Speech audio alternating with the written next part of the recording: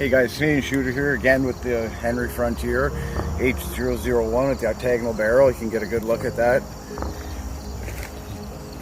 I'll cycle the action for you too. And we're going to unload full tube of 15. So we got a couple at about 35 yards and a couple at about 60. So we're going to go through these at a nice, smooth, even pace.